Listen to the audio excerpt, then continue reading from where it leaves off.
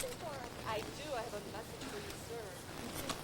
Read it quickly. What is that? I learned in this letter that Don Pedro of Aragon comes this night to Messina.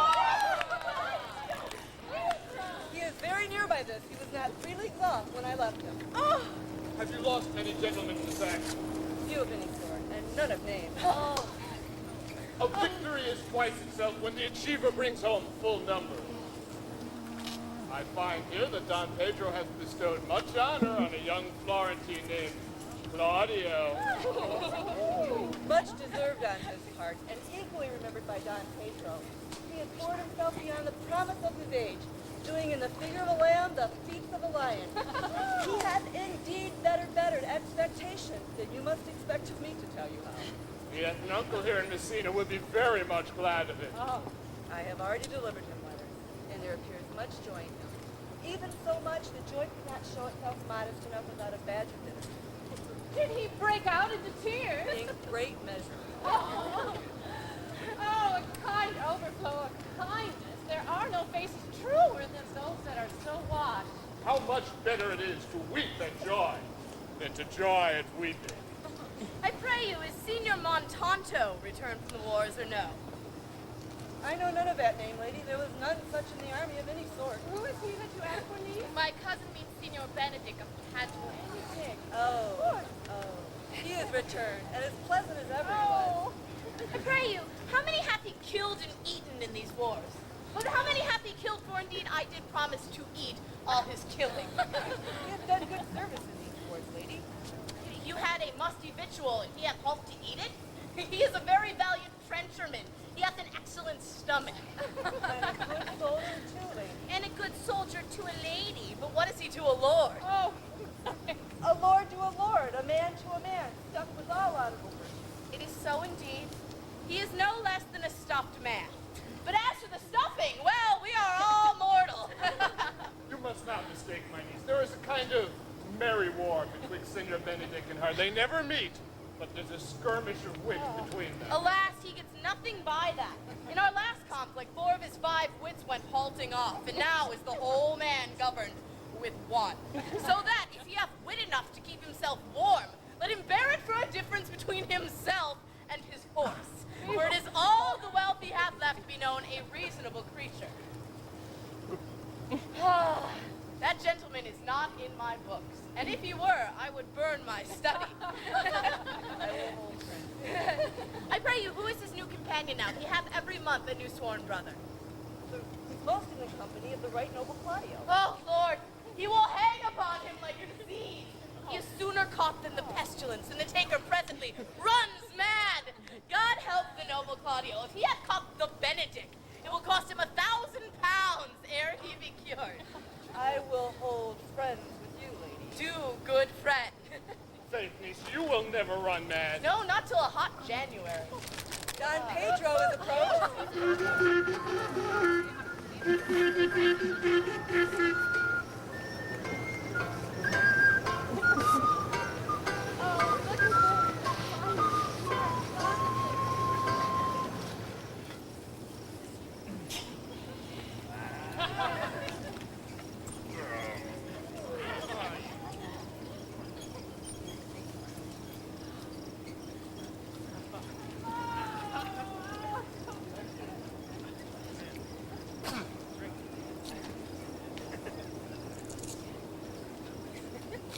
Good Signor Leonardo, have you come to meet your trouble? The fashion of the world is to avoid cost, and you encounter it. Never came trouble to my house in the likeness of your grace. You embrace your charge too willingly. I think this is your daughter? Her mother hath many times told me so. Were you there, sir, that you asked her? No, Signor Benedict, for then you were a child. Truly, the lady fathers herself. Be happy, lady, for thou art like an honorable father. If Signor Leonardo be her father, she would not have his head on her shoulders for all Messina as like him as she is. I wonder you're still talking, Signor Benedict. Nobody marks you. What, my dear lady, Disdain, are you yet living? Is it possible Disdain should die when she has such meat food to feed it as Signor Benedict? Ha! Courtesy itself must convert to disdain whenever you come in her presence. Well, then is courtesy a turncoat? But it is certain I am loved of all ladies, only you excepted. And I would I could find it in my heart that I had not a hard heart, for truly I love none. A dear happiness to women. They would else have been troubled with a pernicious suitor. I thank God and my cold blood I am of your humor for that. I would rather hear my dog bark at a crow than a man swear he loves me. God keep your ladyship still in that mind, so some gentleman or other shall scape a predestinate scratched face. Scratching could not make it worse, and 'twere such a face as yours were. Well, you are a rare parrot teacher. A bird of my tongue is better than a beast of yours. I would my horse had the speed of your tongue. Why and would so you- good a continuer, but in God's name keep your ways. I have done. You always end with a jade's trick. I know you of old. Well, that is the sum of all, Leonardo. Signor Claudio, Signor Benedict, my dear friend Leonardo hath invited you all.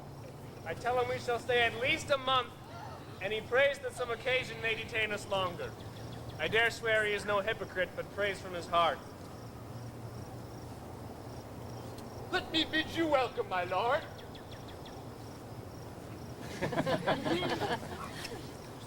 Being reconciled to the prince, your brother, I owe you all duty.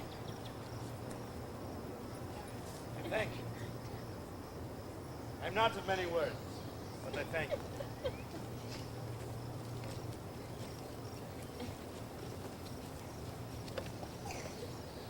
Please at your grace lead on.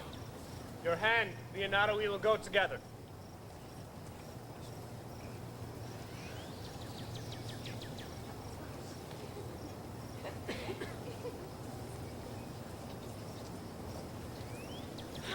Benedict, didst thou note the daughter of Signor Leonardo? I noted her not, but I looked on her. Is she not a modest young lady? Do you question me as an honest man should do for my simple and true judgment, or would you have me speak after my custom, as being a professed tyrant to their sex? No, I pray thee speak in sober judgment. Why, if faith methinks she's too low for a high praise, too brown for a fair praise, and too little for a great praise. Only this commendation I can afford her, that were she other than she is, she run handsome. And being no other but as she is, I do not like her. Thou thinkest I am in sport. I pray thee tell me truly how thou likest her. Would you buy her that you inquire after her? And the world buy such a jewel? Yea, and a case to put it into. In mine eye, she is the sweetest lady that ever I looked on. You can see yet without spectacles, and I see no such matter. There's her cousin, and she were not possessed with a fury, exceeds her as much in beauty as the 1st of May doth the last of December. But I hope you have no intent to turn husband, have you? I would scarce trust myself, though I had sworn the contrary, if Hero would be my wife. Has it come to this? If faith shall I never see a bachelor of 80 years. Here comes Don Pedro to seek you out. What secret hath held you here that you followed not to Leonardo's? I would your grace would constrain me to tell. I charge thee on thy allegiance. Mark you this, on my allegiance. He is in love. With who? That's your grace's part. Mark how short his answer is. With Hero, Leonardo's short daughter. Amen, if you love her. The lady is very well worthy. That I love her, I feel. That she is worthy, I know. That I neither know how she should be loved, nor feel how she should be worthy, is the opinion that fire cannot melt out of me. I will die in it at the stake. Thou wast ever an obstinate heretic in the despite of beauty. And never could maintain his part but in the force of his will. That a woman conceived me, I thank her. She brought me up, I likewise give her most humble thanks, but that I will have a reed sheet winded in my forehead, or hang my bugle in an invisible baldric, all women shall pardon me, because I will not do them the wrong to mistrust any. I will do myself the right to trust none, and the fine is for the which I may go finer. I will live a bachelor. I will see thee ere I die, look pale with love. With anger, with sickness, or with hunger, my lord, not with love. Prove ever that I lose more blood with love than I do not get again with drinking. Pick out mine eyes with the ballad maker's pen, and hang me at the door of a brothel house for the sign of blind Cupid.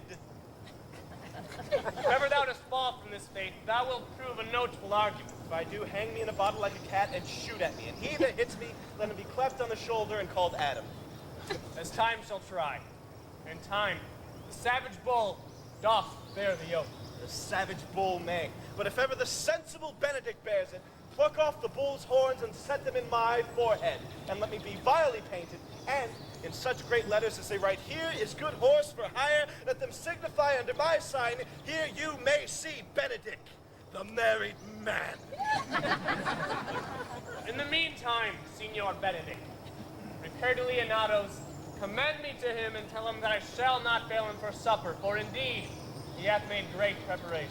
I have almost matter enough in me for such an embassy. Examine your conscience. And so, I leave you. My liege, your highness now may do me good. My love is thine to teach. Teach it but how, and thou wilt see how apt it is to learn any hard lesson which may do thee good.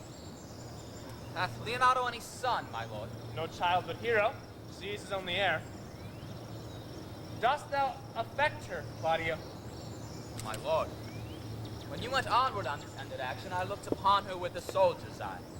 That light, but had a rougher task in hand than to drive liking to the name of love. But now I am returned, and that war thoughts have left their places vacant. In their rooms come thronging soft and delicate desires, all prompting me how fair young Hero is. Saying I liked her ere I went to wars. Thou dost love fair Hero, cherish it. And I will break with her and with her father, and thou shalt have her. How sweetly you do minister to love that no loves grief by his complexion. But lest my liking might too sudden seem, I would have salved it with a longer treatise.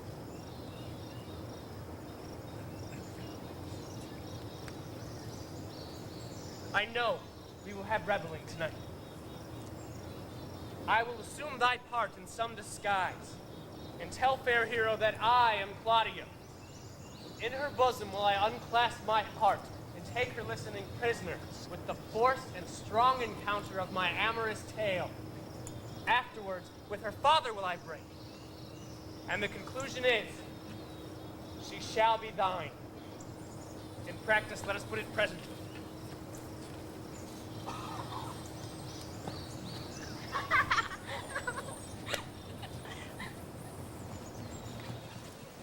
What the good year, my lord?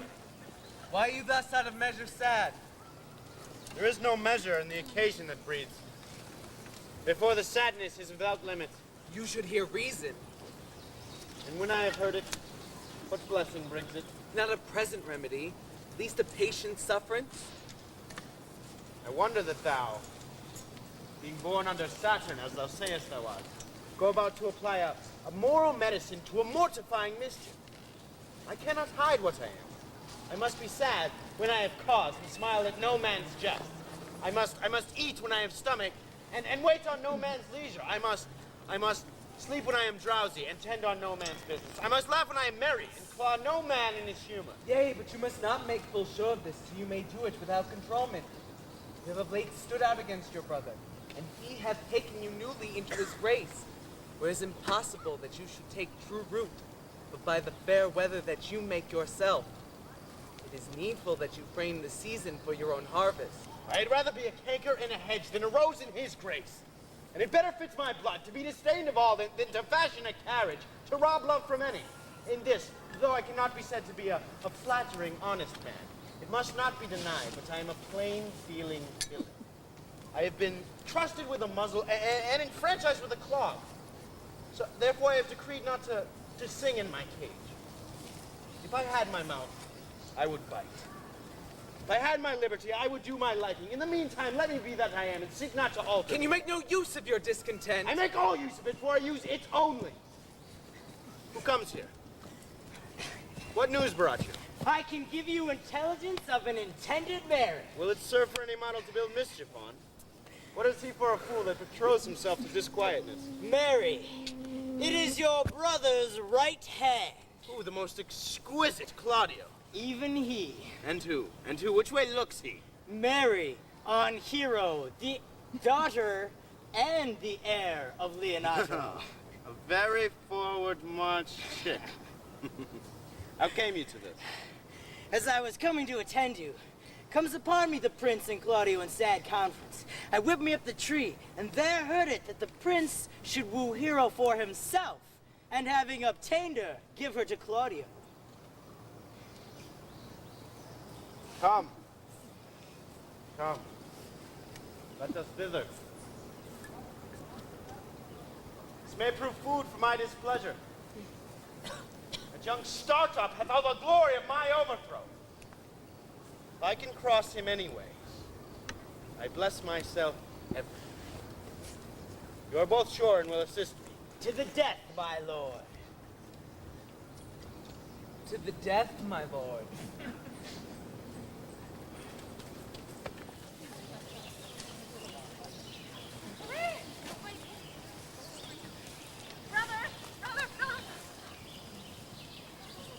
Brother, I can tell you strange news that you yet rest not of.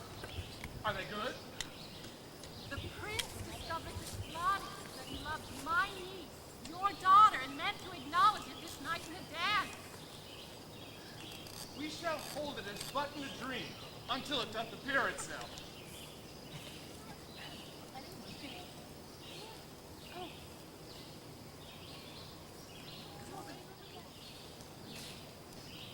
Was not Count John at supper?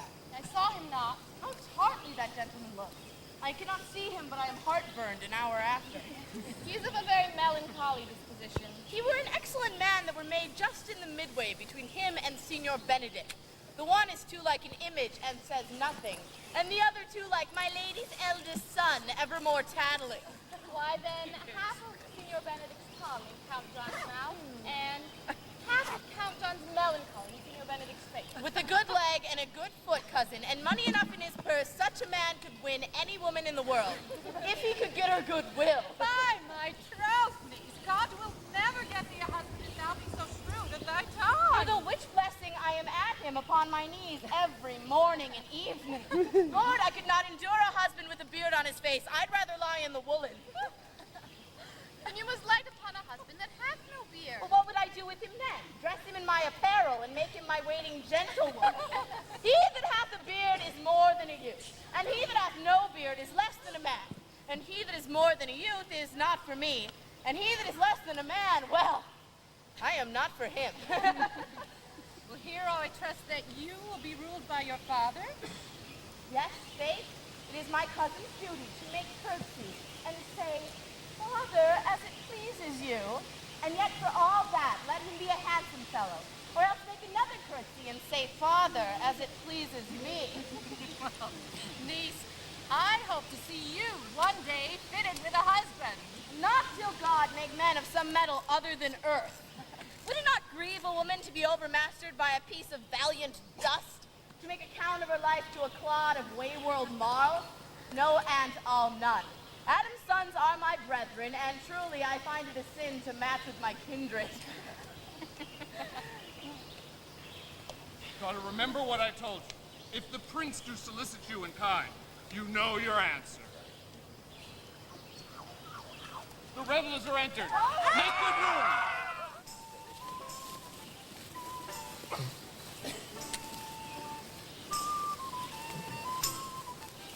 Lady, will you walk about with your friend?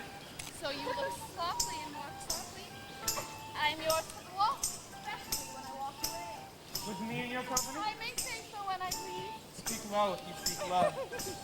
Well, I would you did like me. So would not I, for your own sake, for I have many ill qualities. And which is one. I say my prayers aloud. I love you all the better. The heroes cry, Amen. God match me with a good dancer. Amen. And God send him out of my set when the dance is done. Ow, ow! You are Signor Leonato. Not a word I am not. I know you by the waggling of your head. To tell you true, I counterfeit him. I know you. I know you by the waggling of your hand and your dry hand up and down. You are he. You are he. Not a word I am not. Come. Do you not think I know you by your excellent wit? Can virtue hide itself? Go to mum. You are he. Gracious will appear, and there is an end. will you not tell me who told you so? No, you shall pardon me. Nor will you not tell me who you are. Not now. That I was disdainful, and that I had my wit out of the 100 merry tales. Why, this is Signor Benedict that said so. What's he? I'm sure you know him well enough. Not I, believe me. Did he never make you laugh? I pray you, what is he? Why, he is the prince's jester. A very dull fool. Only his gift is in devising impossible slanders. None but libertines delight in him. And the commendation is not in his wit, but in his villainy. For he both pleases men and angers them. And then they laugh at him and beat him. Well, when I know the gentleman, I'll tell him what you say. Oh, do. He'll but break a comparison or two on me, which, peradventure not laughed at nor marked, will strike him into melancholy. Then there's a partridge wing saved that night, for the fool will eat no supper. Oh, we must follow the leader. Every good thing. Nay, if they reach any ill, I will leave them, and I shall turn. That is Claudio. I know him by his bearing. Are you not Signor Benedict? You know me well. I am he. You are very near my brother in his love. I pray you, dissuade him from Hero. He's enamored on her. She's no equal for his birth. You may do the part of an honest man in it. How know you he loves her? I heard him swear his affection. And I too. And he swore he would marry her tonight. Come, let us to the banquet.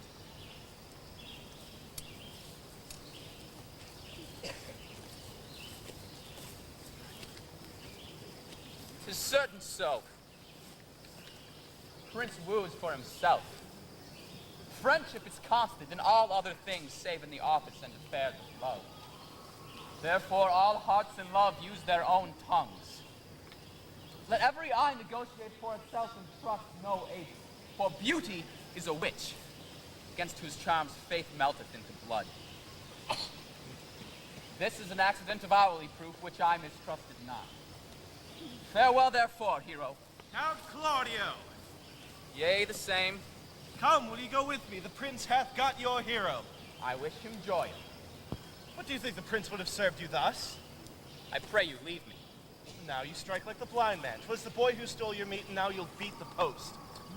Will not be, I'll leave you. Alas, poor hurt fowl, now will he creep into the sedges. But that my lady Beatrice should know me and not know me. The prince's jester? Ha! Maybe I go under that title because I am married. Yea, but so I am apt to do myself wrong. I am not so reputed. It is the base, though bitter disposition of Beatrice that puts the world into her person, and so gives me out. Well, I'll be revenged as I may. The Lady Beatrice hath a quarrel on you. The gentleman that danced with her told her she is much wronged by you. She misused me past endurance. She told me, not thinking I did myself, that I was the prince's jester, that I was duller than a great thaw, huddling jest upon jest with such impossible conveyance upon me that I stood like a man at a mark, with the whole army shooting at me. She speaks poniards, and every word stabs.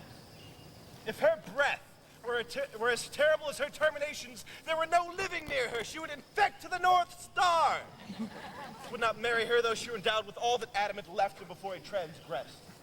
I would to God some scholar would conjure her, for certainly, while she is here, a man may live as quiet in hell as in a sanctuary, and people sin upon purpose because they would go thither. So indeed all disquiet, horror, and perturbation follows her. Look! Here she comes. Will your grace command me to any service to the world's end? I will go now on the slightest errand to the Antipodes that you can devise to send me on, rather than hold 3 words conference with this harpy. You have no employment for me? None but to desire your good company. God, sir, here's a dish I love not. I cannot endure my lady tongue.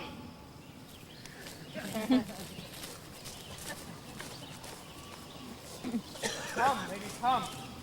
You have lost the heart of Signor Benedict. Indeed, my lord. He lent it me a while, and I gave him use for it, a double heart for his single one.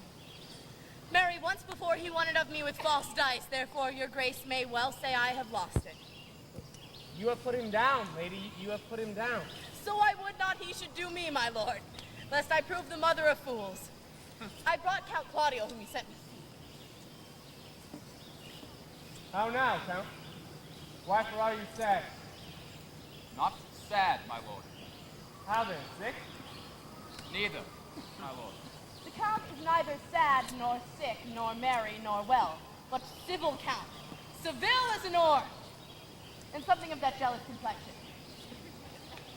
Faith, lady, I believe your blazing to be true, but to all be sworn. If he be so, his conceit is false.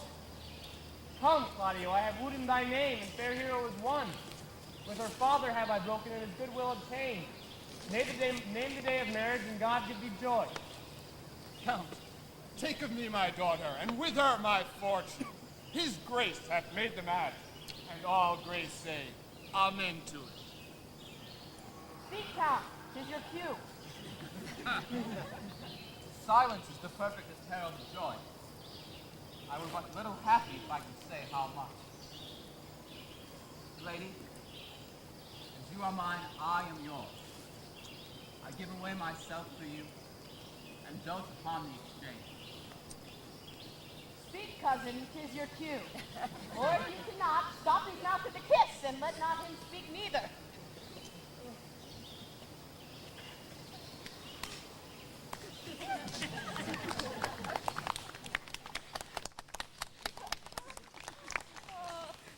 Faith, lady, you have a merry heart. I thank it, poor fool. It keeps on the windy side of care.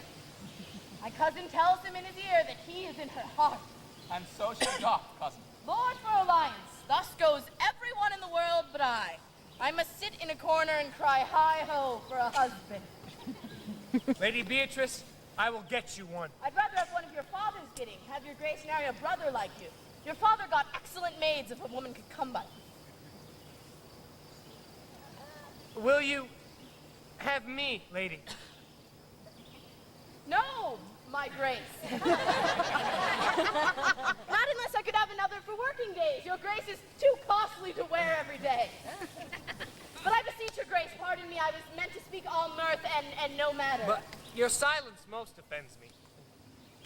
To be merry best becomes you. For out of question, you were born in a merry hour. Oh, sure, my lord. My mother cried. But then there was a star danced, and under that I was born. Cousins, give you joy.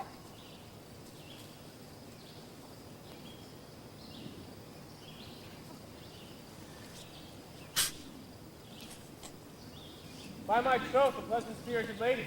Oh, there's little of the melancholy element in her, my lord. She's never sad but when she sleeps. Not even sad then, for my daughter hath told me many times how she has dreamt herself of unhappiness and woke herself with laughing. You cannot endure to hear tell of a husband. Oh, no, by no means. She mocks all her wooers out of suit. Yes. She were an excellent wife for Signor Benedict. If they were married but a week, they would talk themselves mad. Count Claudio wouldn't mean you to go to church. Tomorrow, my lord. Not till Monday, my son. Time goes on crutches till one have all his right. Come, you shake your head at so long a breathing, but I warrant thee, Claudio. The time shall not go dully by us. In the interim, I will undertake one of Hercules' labors, which is to join Beatrice and Benedict together in a mountain of affection, the one for the other. I would fain have it a match, and doubt not but to fashion it, if you all will administer assistance, as I will give thee direction. I am for you, my lord, though it cost me 10 nights' watches. And I. And I, my lord. And you, gentle hero? I will do any modest office to help my cousin. And Benedict is not the unhopefullest husband I know. Thus far I can praise him. He is of a noble strain, of approved valor and confirmed honesty. You will humor your cousin that she will fall in love with Benedict. And I, with your two helps, will so practice upon Benedict that he, in spite of his quick wit and his queasy stomach, will fall in love with Beatrice. If this be so, then Cupid is no archer, for his glory is ours. And we are the only love gods. Go in with me and I will tell you my drift.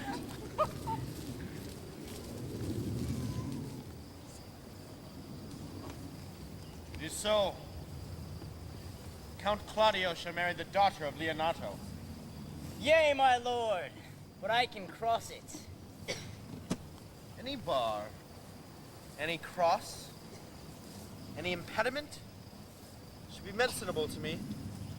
I am sick in displeasure to him, and whatsoever comes athwart his affection ranges evenly with mine. How canst thou cross this marriage? Not honestly, lord, but so covertly that no dishonesty shall appear in me. Show me briefly how. I think I told your lordship a year ago since how much in favor I am of Margaret, the lady hero's gentlewoman. I remember. I can, at any unseasonable instant of the night, appoint her to meet with me. What life is in that to be the death of this marriage? The poison of that lies in you to tell her. Go you to the prince your brother. Spare not to tell him that he hath wronged his honor in marrying the renowned Claudio, whose estimation you mightily hold up to a contaminated scale, such a one as Hero. Well, what proof shall I make of that? Proof enough to misuse the prince, to vex Claudio, to undo Hero, and kill Leonato. Look you for any other issue? Only to despite them. I will endeavor anything. Go then. Find me a meet hour to draw Don Pedro and the Count Claudio alone. Tell them you know Hero loves me. Intend a kind of zeal in love of your brother's honor who hath made this match, and his friend's reputation, who is thus like to be cozened by the semblance of a maid.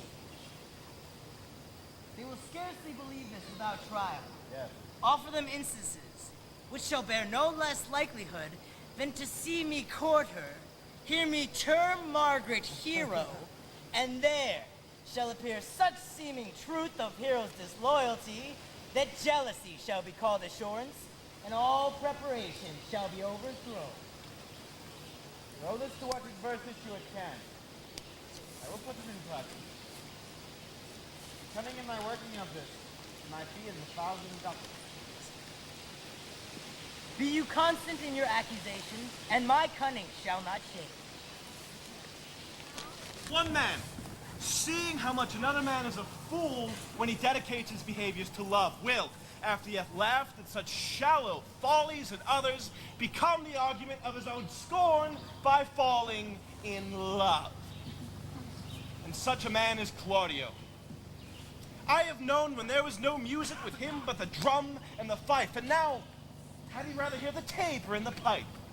I have known when he would have walked 10 mile afoot to see a good armor, and now will he lie 10 night away carving the fashion of a new doublet.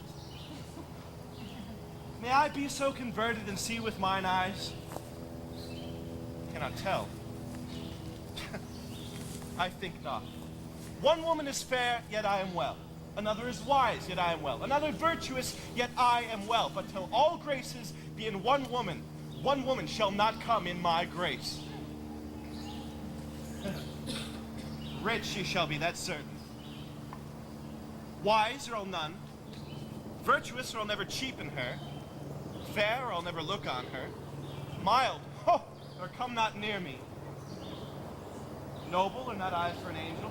Of good discourse, an excellent musician, and her hair shall be of... what color it please God. Oh, the prince and Monsieur love her. And will hide me in the Arbor.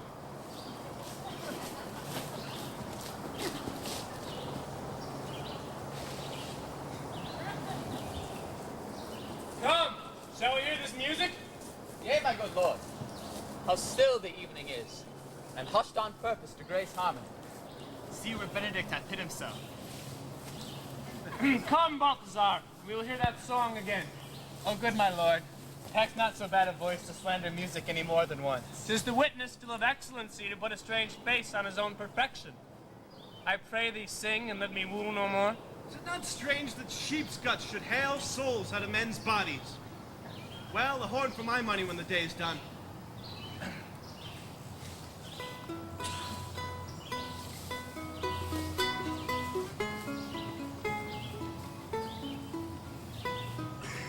Sigh no more, lady, sigh no more. Men were deceivers ever, one foot in sea, and one on shore to one thing. Constant never, then sigh not so, but let them go, and be you blind and bonny, converting all your sounds of woe into hey nonny nonny.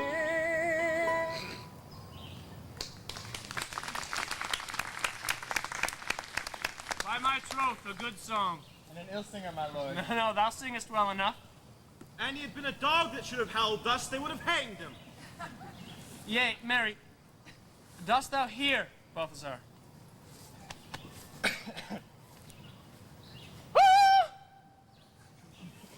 I pray thee get us some excellent music.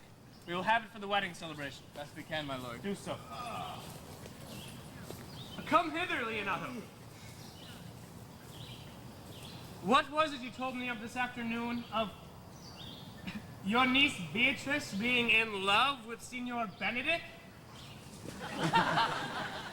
Stuck on, the foul sits. I did never think that lady would have loved any man.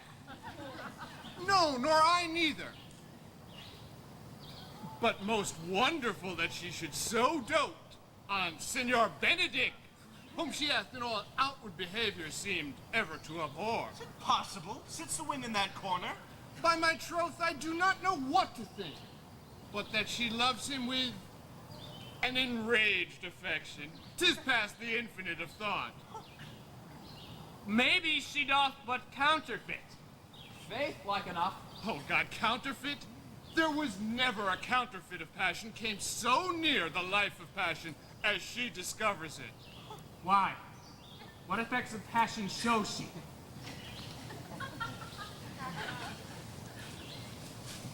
What effects, my lord?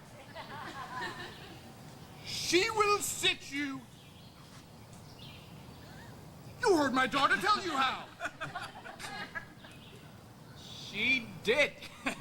Indeed. But how? How, I pray you? You amaze me. I would have thought her spirit invincible against all assaults of affection. I would have sworn it was, my lord, most especially against Benedict. I should think this a goal, but that the white-bearded fellow speaks it. Knavery sure cannot hide itself in such reverence. Hath she made her affection known to Benedict? No, and she swears she never will. That's her torment. 'Tis true, indeed. So your daughter says. Shall I, says she, that have so often countered him with scorn, write to him that I love him? This says she now as she begins to write to him. For she will be up 20 times a night and sit you in her smock until she hath writ a sheet of paper. My daughter tells us all. Now you talk of a sheet of paper. I remember a pretty jest your daughter told us of. Oh, how having writ it and reading it over, she discovered Beatrice and Benedict between the sheets? Oh, she tore it into 1,000 halfpence and railed at herself that she should be so immodest as to write to one that she knew would flout her. I measure him, says she, by my own spirit. For if he had writ to me, I would flout him, yea, though I love him, I should. Then down upon her knees she falls, weeps, sobs, beats her heart, tears her hair, prays, cusses. Oh, sweet Benedict, God give me patience. She doth indeed. And the ecstasy hath so overborne her that my daughter is sometimes afeard she will do a desperate outrage to herself. It is very true. 'Twere good that Benedict knew of it by some other if she will not discover it. To what end? He would make but a sport and torment the poor lady worse. And he should, it would be an alms to hang him. for she is an excellent, sweet lady, and out of all suspicion, she is virtuous. And she is exceeding wise. And everything but in loving Benedict. Oh, my lord, wisdom and blood combating in so tender a body. We have 10 proofs to 1 that blood hath the victory. I feel very sorry for her, as I have just cause, being her uncle and her guardian. I would she had bestowed this dotage on me. I would have doffed all the respects and made her half myself. I pray you, tell Benedict of it and see what he will say. Were it good, think you? Hero thinks surely she will die. Oh. For she says she will die if he love her not, and she will die ere she make her love known, and she will die if he woo her, rather than she will bate one breath of her accustomed crosses. She doth well. She made tender of her love, 'tis very possible he would scorn her. For the man, as you know all, hath a contemptible spirit.